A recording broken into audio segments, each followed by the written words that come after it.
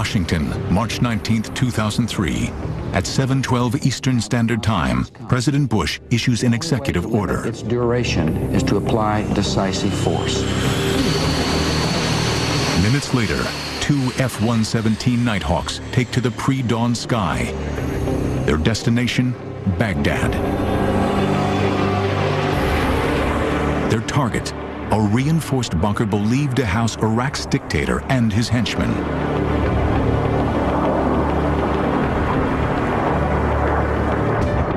Undetected, the black jets pierce the most heavily defended airspace on Earth and prepare for a decapitation strike, one that could end a war even before it begins. This is stealth warfare.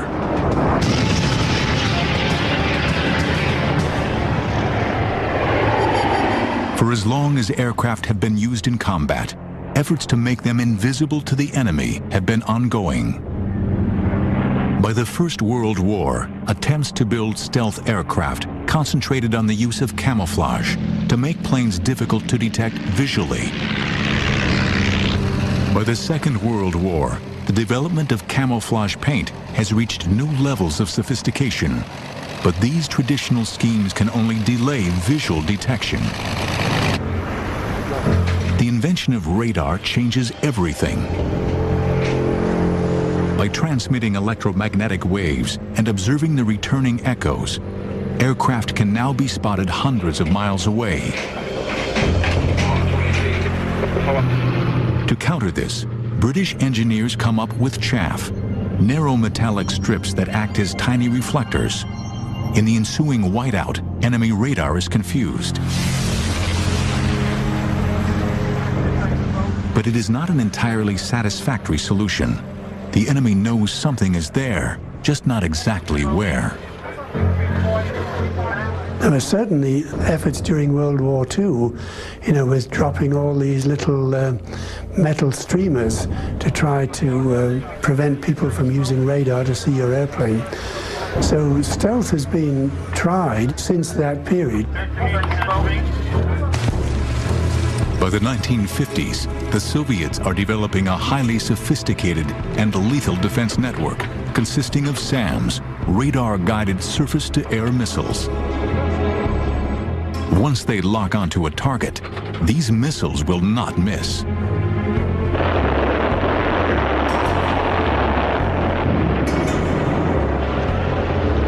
The development of these weapons sends shockwaves around the world.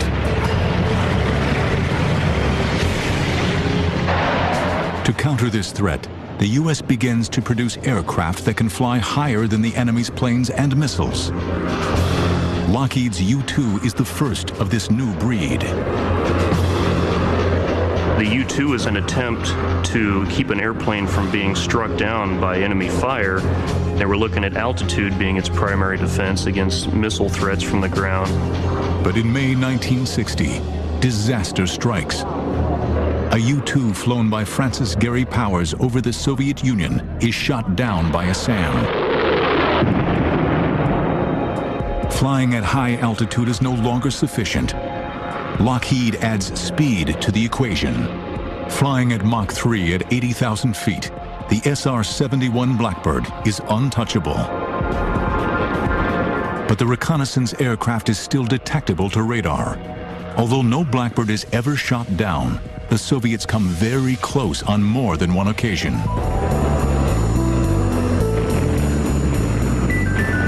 During the Vietnam War, anti-aircraft systems massively disrupt U.S. air operations. We had a tough time with their SA-2s and SA-3s, and we knew that they were developing much more sophisticated missiles. We knew that just conventional airplanes were not going to be able to survive in a high-dense, coordinated missile defense system.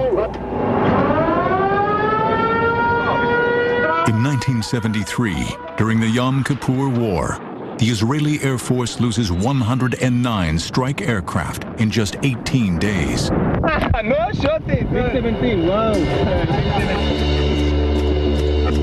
Extrapolating the Israeli loss ratio into a NATO Warsaw Pact scenario, U.S. strategists realize that NATO air forces would be no match for the Soviet missiles. The Air Force were recognizing the fact that there was no practical way of penetrating the Soviet defenses with our existing air forces, period. And so there was a requirement for a radical change in the stealth capabilities of an airplane to penetrate. For the aircraft industry, stealth represents a radical change in design, an engineering step too big to even contemplate. Manufacturers, for some reason, didn't pay much attention to this in the 50s and 60s and even in the 70s. And I think one of the reasons for that is the amount of radar cross-section reduction you had to make to go from a conventional airplane to a truly stealthy airplane. The number was so big that most people dismissed it as something, why waste your time on that? But by early 1974, DARPA, the Defense Advanced Research Projects Agency, has become sufficiently worried about the Soviet-made SAMs. It asks 5 manufacturers to identify a means of making an aircraft undetectable to radar. Surprisingly, Lockheed, the makers of the U-2 and SR-71, is overlooked. In 1975, Clarence Kelly Johnson retires as president of Lockheed's Advanced Development Program, known as the Skunk Works. His successor, Ben Rich, hears about the competition and lobbies hard to get the Skunk Works into the thick of the action. Dennis Overhalser is tapped to head up the development team. One day, while conducting research, he comes across an obscure paper written in 1962 by a Soviet scientist. It contains a mathematical formula for calculating the radar return of a flat object. The paper, ignored by the Soviets, is the spark that ignites the Skunk Works team. We had a team of people who were not just competent, they were very experienced. And I think that's key. In other words, these people had done the SR-71, they'd done the U-2, and could pick up a pencil and say, okay, you want a wing structure designed? Just show me what you want, I'll design it. The Skunk Works team now considers how to make the aircraft invisible to radar. If I want to reduce the range at which I detect an airplane, I've got to reduce the radar cross-section. So the first thing we do is to try to make sure that all the lines and all the surfaces are inclined at a very shallow angle to incoming radar. So most of the energy is reflected off into space. Huge mainframe computers are used to calculate the vast range of design possibilities and their impact on radar visibility. The computer capability of our mainframes is what can be held in anybody's hand calculator these days. And the reason why the airplane was faceted the way it was because we could only handle a certain number of surfaces in one computation. After months of numbers crunching, the Skunk Works team concludes a flat diamond is the optimum shape to evade radar. But Lockheed's futuristic concept has no aerodynamic characteristics and is quickly dubbed the hopeless diamond. The shape is obviously strange by any historical standards. When you first look at it, and I'm not an aerodynamicist, but I've been around the aircraft business a long time, I had the same reaction that a lot of other people have had, and that is this going to fly? I mean, this is a really strange-looking airplane. Lockheed was losing money in their commercial business. The pressure was on for the Skunk Works team. They had certainly designed something revolutionary, but could they possibly build a true stealth fighter aircraft?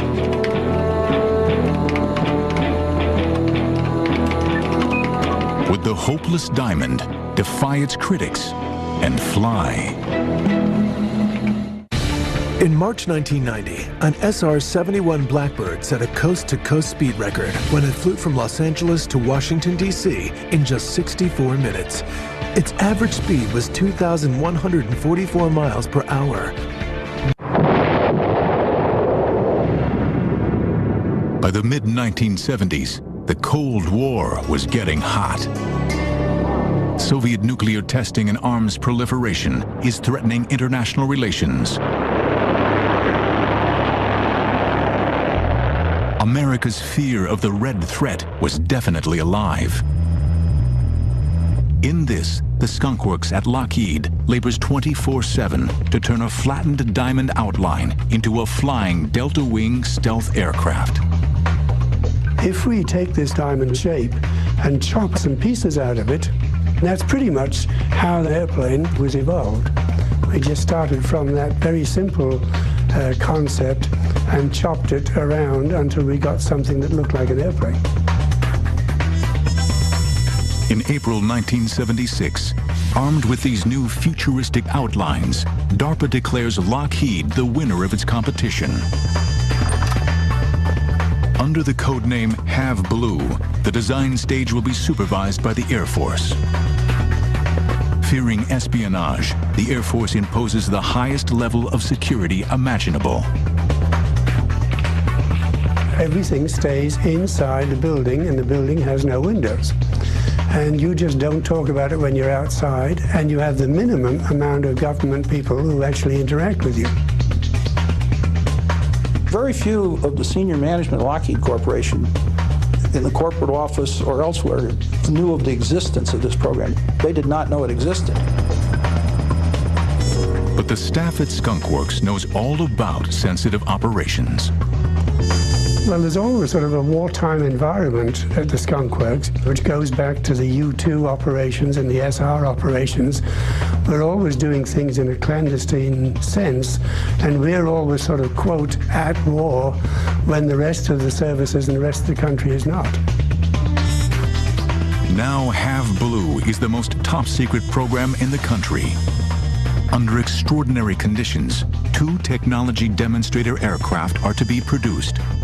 One to test the basic flying qualities of the design. The other, its stealth. But there are some major challenges ahead. Alan Brown tackles the crucial problem of reducing the plane's radar cross-section.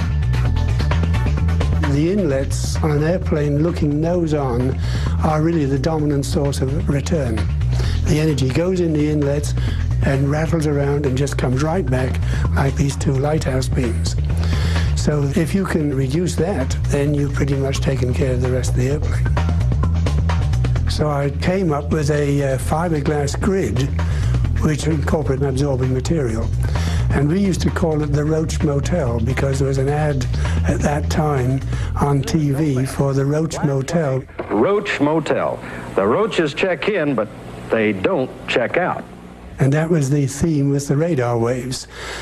The waves were absorbed to a large extent by the filter at the front, but what did get through to the engine face could not come out again. Finally, RAM, radar-absorbing materials, are added to minimize the remaining radar signature. The radar-absorbing material was made in sheets like linoleum. And then these sheets were cut to fit the facets of the airplane, the flat surfaces, and then they were put on adhesively.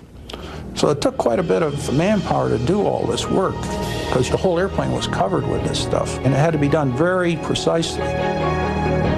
By the summer of 1977, American moviegoers are in the grip of Star Wars mania. Meanwhile, their own government is turning science fiction into science fact. In November, the Have Blue prototype is secretly transported to the Nevada desert for a series of covert test flights. The following month, as America goes about its business, unaware of the highly classified project, the world's first stealth aircraft makes its maiden flight. The Have Blue demonstrated that we could indeed take an aircraft that was shaped the way it needed to be shaped, turned out to be a very unstable airplane, and we could make that airplane fly, and fly quite well. But after just 6 months of test flights, disaster strikes. On May 4th, 1978, the first prototype suffers engine failure and crashes. The pilot, Bill Park, ejects. And then 2 months after crashing Airplane 1, after much agonizing and soul-searching and reviewing and changing, we were airborne again in Airplane 2 and out measuring our stealth machine. The plane proves almost invisible to all but the most advanced radar systems. And head-on, Have Blue is undetectable. The program is a huge success. Then, in July 1979, disaster strikes the second Have Blue prototype. The airplane was conducting a routine stealth flight where it flies past the radar systems on the base. And Ken noticed that he was losing control, and he got a fire indication back at one of the exhausts. There's nothing we can do. I realized things were bad, and I did start talking to the home plate and let them know that things weren't going well, and about that time the airplane went totally out of control. And he had a very hard time even to be able to reach the control to be able to eject himself. But he finally did that. The airplane tumbled, much like the way Bill Park's airplane had tumbled after he ejected. And it was going straight down, not in a spin, just in a flopping maneuver. The Have Blue airplane hit the ground. It burned pretty good. Both Have Blue prototypes have been destroyed. The development of the most advanced aircraft ever built has ground to a halt. But from the ashes of its own destruction, Lockheed's stealth fighter is about to be reborn. Before it was given an official name, the F-117 was given a variety of nicknames, including Cockroach, Black Widow, and Wobblin' Goblin, referring to the aircraft's instability at low speeds. In just 8 months, both prototypes of the Have Blue stealth development program have crashed.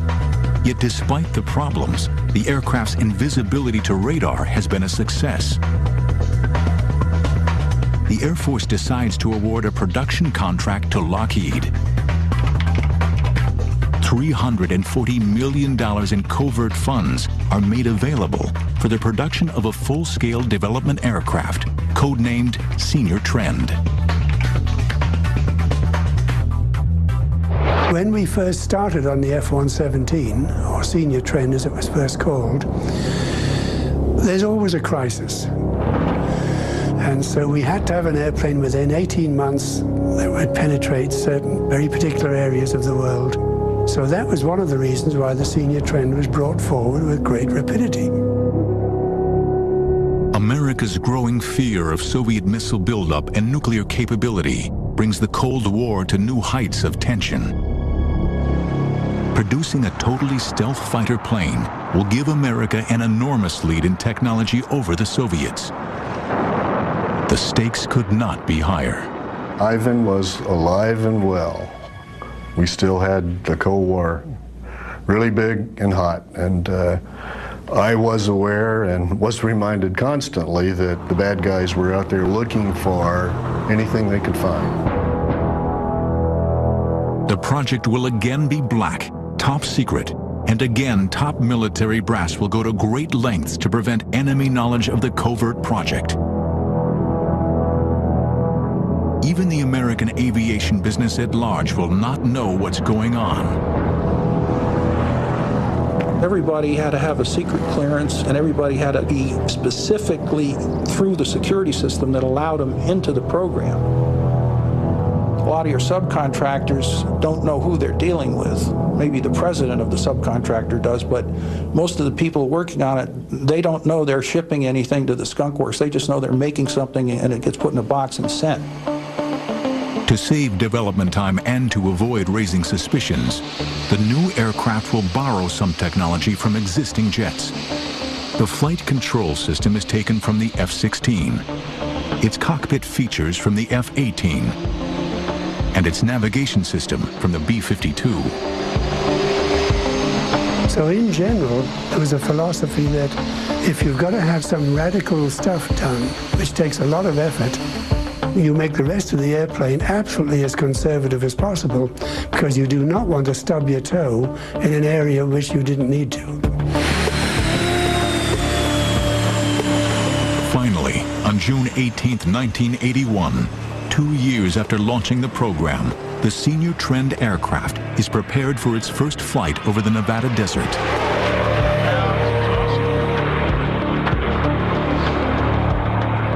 The test is a success.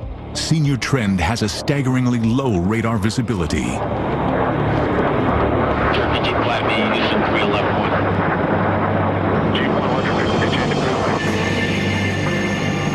The world's first stealth bomber is delivered to the Air Force in August 1982. And an entirely new top-secret base is built in the Nevada desert at Tonopah. The Tonopah Test Range facility was very secure in that we didn't want our adversaries to find out that we had stealth technology. We had secure procedures to enter the area, such as hand readers, which I had never seen before except on TV, and mostly in James Bond movies, but those procedures allowed us to enter the facility and keep unwanted personnel out. As a cover for the 117, the Air Force put in a squadron of A-7 attack airplanes that were supposedly testing some new weapon systems on these A-7s. We had a cover story in that all the pilots and maintainers flew the A-7 aircraft, and that was what we used to fly up to Tonopah and to come home. During the day, we kept all the F-117 hangared so that they could not be observed by flying aircraft, satellites, or any other technology. At night, under the secrecy of darkness, we would bring the aircraft out and fly them, and we would have them hangared again before sunlight. I might add that the 117s weren't flown at night only for security reasons. There was another even compelling reason that gets lost in the woodwork. I remember being in my office on the F-117, and Bob Dixon, who was the four-star head of Tactical Air Force, who was talking about the color scheme. And he said, "This airplane is going to fly at night, Brown, isn't it?" I said, "Yes, sir, it's fly at night." He says, "Well, paint the damn thing black." So we painted the damn thing black. First impression you get of the 117 is a Star Wars thing, the Darth Vader look about it. You see it head on, and you immediately, there's this large black, totally flat-plated, no rounded surfaces. What's unique about the F-117 is just the feeling you get when you walk up to it. Your heart really starts pounding. It's almost like you're approaching a woman that's maybe better looking than you ever thought you'd even be able to talk to. And so when you approach this woman, you do it carefully, but with a lot of respect.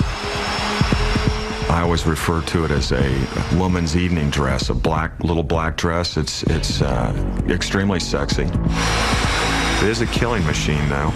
Make no doubt about it. It is a killing machine, but it's a good-looking killing machine. A new unit, the 4450th Tactical Group, is created to fly the new black jet, and a new name is needed. The aircraft is given a surprising designation, the F-117. This was definitely an attack airplane, and of course the question then is, why is it called an F-117 when F stands for fighter? And again, we've got to go back to Bob Dixon, who was head of TAC, and he was going to use his very best fighter pilots on this program because it represented the top point of the Air Force. Well, no fighter pilot worth his salt is going to fly an airplane with a B designation in front of it, and maybe not an A designation, which means attack. So they called it an F, to make the fighter pilots feel like they're flying fighters. It's a fairly roomy cockpit for a single-seat fighter. I thought it would be a small kind of a cockpit, say like the SR-71 or the U-2. And when I actually got in it, there's plenty of room for all the equipment that's required to operate the aircraft. Without this flight control technology, the pilots would have a tough time flying the jet. I thought that I was going to feel a little bit disconnected, more like somebody operating a computer, where I might have been kind of along for the ride, inputting my vote here and there. I call it a wet bag of cement or a Coke machine.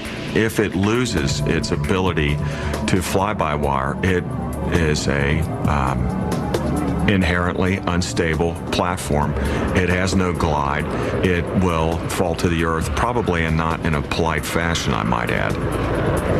Nonetheless, when you're actually sitting in the cockpit and you're advancing the throttle or you're engaging a left turn or a right turn with the center stick, the aircraft flies just like any other fighter that I have flown in the past.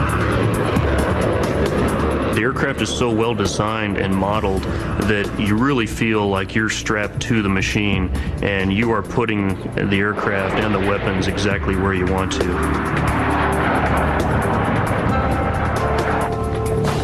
Nighthawks are armed with a weapons system that lets them strike at the heart of the enemy.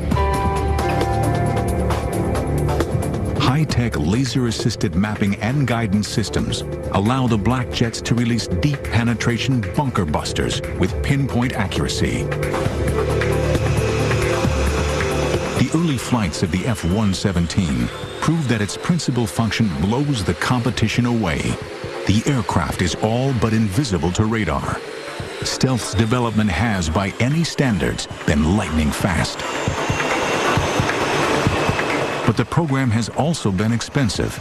To date, the total cost has been over $6.5 billion. With additional aircraft ordered, this will soon rise.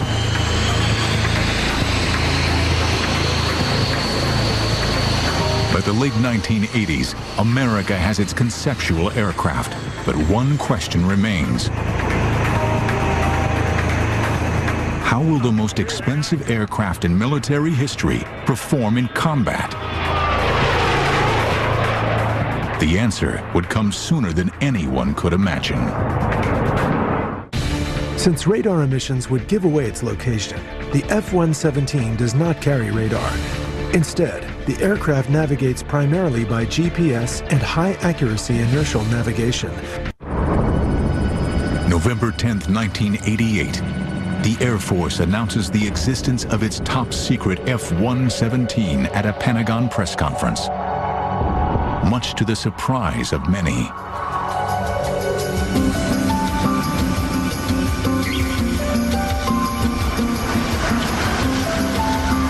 I was in vacation in South America at the time and first saw it in a Portuguese language newspaper, a photograph of our airplane. And my immediate reaction was to try and call somebody in Washington and say, do you know there's a picture of our airplane in a Brazilian newspaper? A total of 59 aircraft are being procured. 52 of those have been delivered and 7 more are in production. The reason, of course, was that as the Air Force expanded the number of airplanes and pilots, they decided they better start flying during the day. By the fall of 1989, America's stealth fighter is no longer shrouded in secrecy. The combat-ready F-117 is about to be unleashed. As president, I have no higher obligation than to safeguard the lives of American citizens. And that is why I directed our armed forces to protect the lives of American citizens in Panama and to bring General Noriega to justice in the United States. Though Panama has no radar-guided defense network, F-117s would spearhead Operation Just Cause. The aircraft was chosen not because it was stealthy, but because it could drop precision munitions at a dedicated time over target. Those two were keys to the mission. We had to make sure the weapons went where we aimed them, and we had to be on time because 30 seconds after our bombs went off, we had Navy SEALs and Delta forces jumping out of aircraft into those fields. 2 black jets are ordered to destroy the barracks at Rio Hato, belonging to Battalion 2000, a unit loyal to Noriega. Just prior to taking off for that mission, we were told by the leadership that they wanted to maintain the barracks and keep them to use in the future for the American forces. Our goal was to stun and disorient the Panamanian Defense Forces, so they asked us to drop our bombs in the fields 50 meters short of these barracks. Two 2,000-pound bombs are dropped, and the field is hit. But back home, the F-117's first operational mission is considered a failure.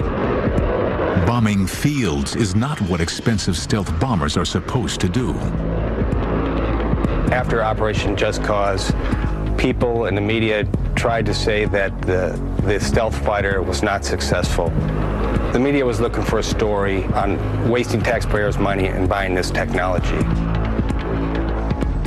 The stealth program is criticized by Congress and labeled too expensive.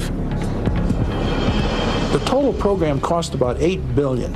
When I say total cost, I mean the total development cost, total flight test, produced 59 airplanes, all the spares. That even includes $200 million to build the hangars at Tonopah. And it is a true bottom line number. Now, I know this was in 1980s and so on, but even so, if you compare that with other aircraft programs, most aircraft development programs cost today $20 billion. But the Air Force successfully champions the Nighthawk's case. The fact is, the F-117 is accurate and cheap.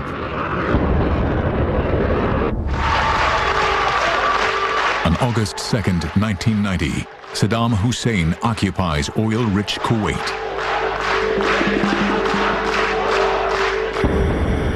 Just a month later, the 37th Tactical Wing begins a very public deployment to the King Khalid military air base in Saudi Arabia.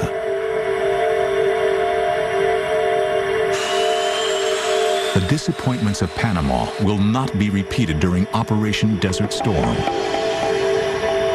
It's at the tip of the fighting spear in terms of knocking the door down. If you got to go downtown, you got to take out those strategic targets, and you've got to penetrate that integrated air defense system. The F-117 is the weapon system of choice. It is our ability to reach out and touch the bad guy before he even knows we're there. It's kind of like being the thief in the night. You're stealing that guy's capability to shoot back at you.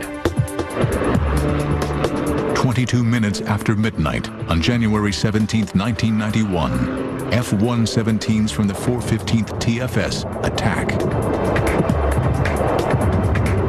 All of their targets are hit with an unprecedented degree of precision.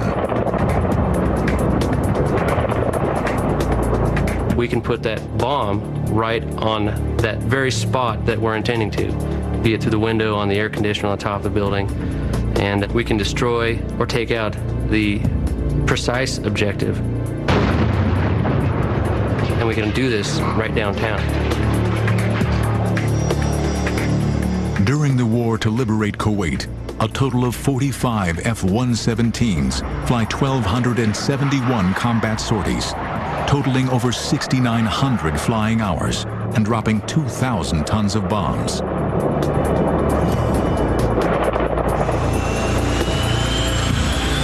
Representing just 2% of the attacking force, Nighthawks dropped almost 40% of the total number of bombs used in the conflict.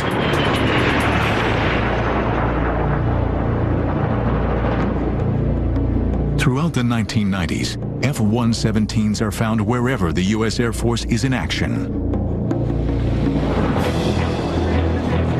But on the night of March 27, 1999, during the NATO bombing of Serbia, the unthinkable happens. Have the Serbs developed a new radar system capable of detecting the undetectable? Has radar caught up with America's stealth aircraft?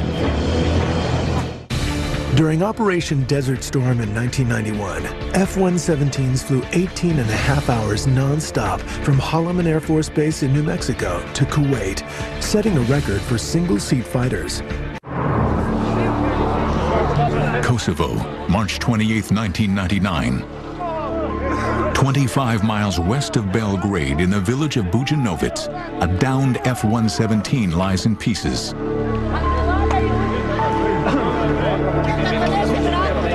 Serbian television transmits pictures of the wreckage around the world.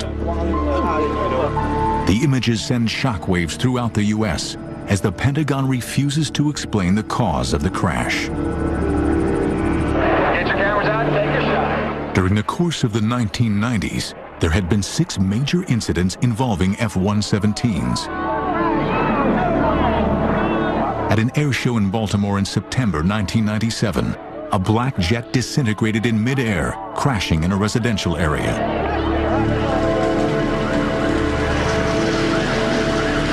Could the downed jet in Kosovo have been the result of a similar catastrophic failure?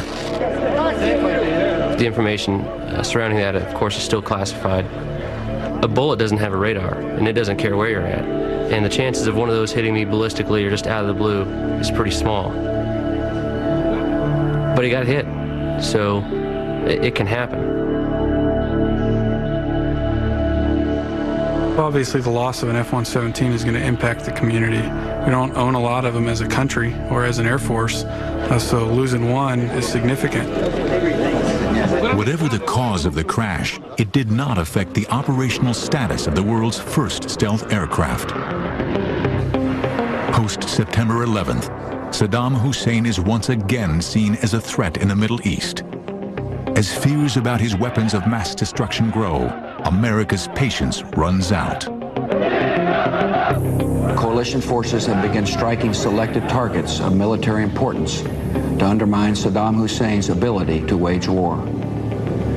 Now that conflict has come, the only way to limit its duration is to apply decisive force. In Operation Iraqi Freedom, F-117s would draw first blood. Flexibility is what the F-117 gave us in Iraqi Freedom. The very opening night of the war, where they had a key target that they needed taken out, they had to figure out very quickly what kind of airplane was going to go in there and take out that target, and their choice was the F-117.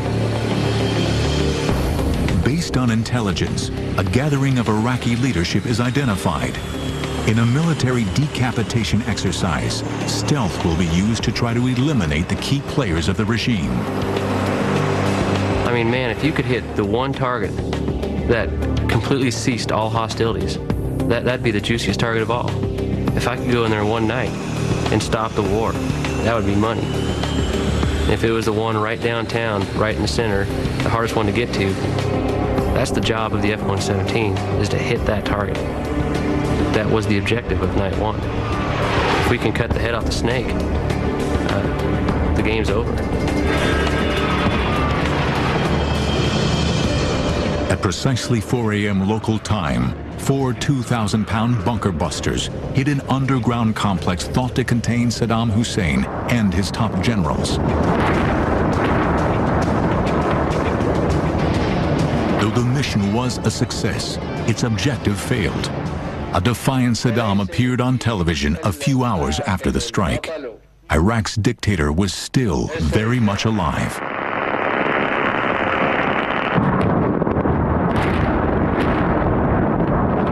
Years after the first Gulf War, new technologies would be employed to utterly destroy Iraq's ruling elite. But Baghdad, one of the most heavily defended cities in the world, is no easy target.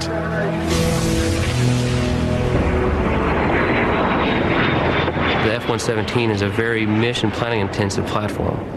Our tactics are all talked about, contrived, built on the ground and put into the computer. We put our tactics in this little black box, stick it in the aircraft, it sends it to the computer, I take off, I turn the autopilot on, and it's basically like pushing the go button on the jet. When you're flying it, the autopilot is flying the airplane doing exactly what the mission planners told it to do. However, what it isn't doing is not guiding the bombs to their target.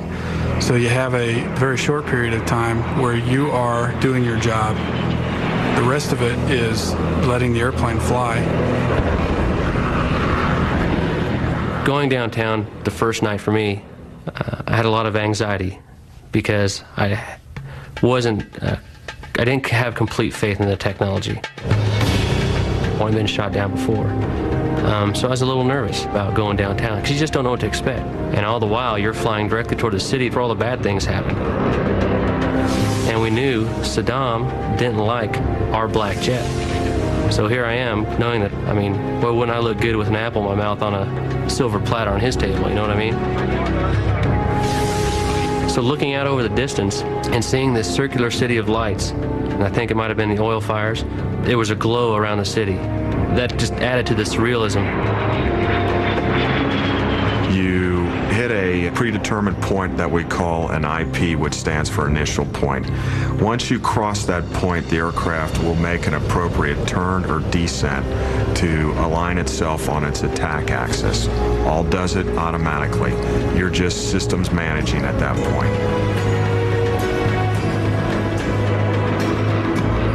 And the next thing you know is AAA starts lighting up over the town. And I thought to myself, wow, that's a lot of lead in the air.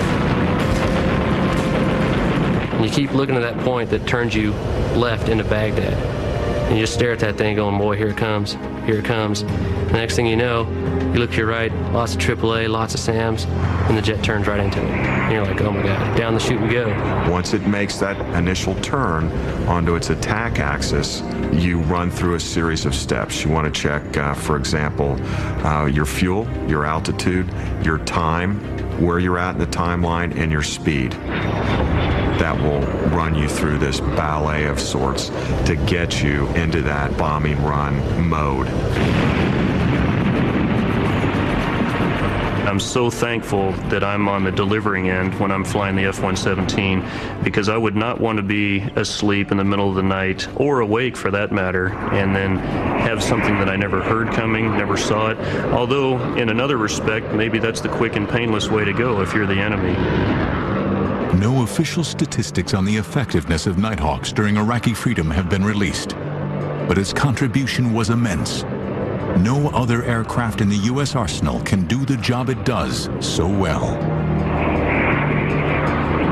The F-117 was the first aircraft that was just purely designed around the idea of stealth and being able to go into a highly defended target area with near invisible capability, deliver precision weapons, and then get back out safely. And obviously it's proven itself several times in that scenario. The aircraft, designed in absolute secrecy at the height of the Cold War, is as potent a weapon today as it has ever been. The F-117 is capable of utterly destroying defense infrastructures without ever being detected. For its pilots, the advantage in modern warfare is unbeatable. Washington, March 19, 2003. At 7:12 Eastern Standard Time, President Bush issues an executive order. Its duration is to apply decisive force. Minutes later, 2 F-117 Nighthawks take to the pre-dawn sky. Their destination, Baghdad. Their target, a reinforced bunker believed to house Iraq's dictator and his henchmen.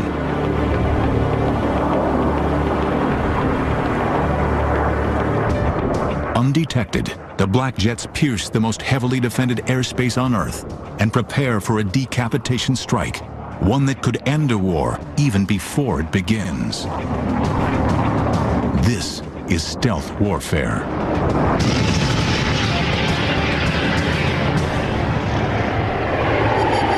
For as long as aircraft have been used in combat, efforts to make them invisible to the enemy have been ongoing. By the First World War, attempts to build stealth aircraft concentrated on the use of camouflage to make planes difficult to detect visually. By the Second World War, the development of camouflage paint has reached new levels of sophistication, but these traditional schemes can only delay visual detection. The invention of radar changes everything. By transmitting electromagnetic waves and observing the returning echoes, aircraft can now be spotted hundreds of miles away.